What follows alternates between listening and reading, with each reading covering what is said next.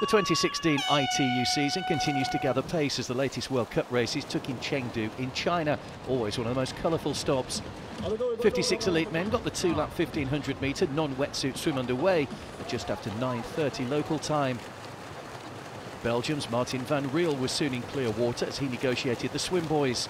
China's Zheng Zhu and Chile's Felipe Barraza were right on his heels.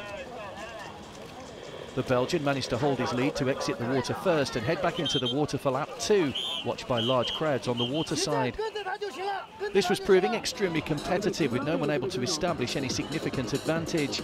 It was Van Riel that managed to hold on to the front, as 20 minutes in the water had failed to fully separate the field. Van Riel has made a steady start to the season with a 12th and 5th place finish in Mooloolaba and New Plymouth respectively. Zhu was second out of the water, followed by Russian Vladimir Terbayevsky. Van Riel, ranked 6th in the race, had one of the longest runs to locate his bike in T1, but was soon ready to go for the 40-kilometre bike on the streets of the southwest Chinese city. Several looked set to join him as a steady stream of men exited transition, as an early lead group of 8 emerged.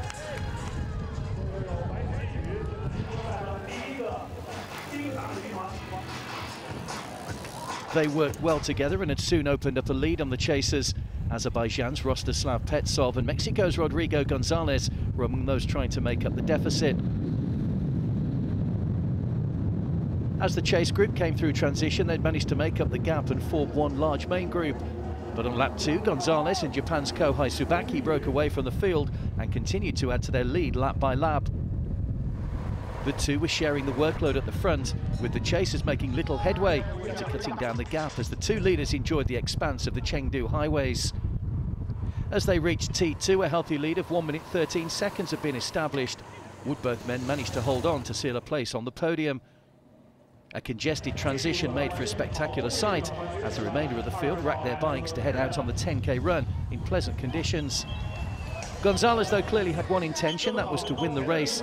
His pace was relentless and he'd soon dropped Tsubaki and was running solo at the head of the field. Australia's Matt Baker, Van Riel and Vian Sulvald from South Africa were all in the chase group. As they reached the furthest part of the course, they had a clear visual of the lead that Gonzalez was holding, and he was continuing to look comfortable at the head of the field. Van Riel and the others were making little headway. There was no disguising the joy of the Mexican as he headed down the finishing chute to not only claim a first ITU win, but a first podium, having narrowly missed out with a 4th place finish in Edmonton 3 years ago. An extravagant celebration richly deserved after holding his nerve on the run.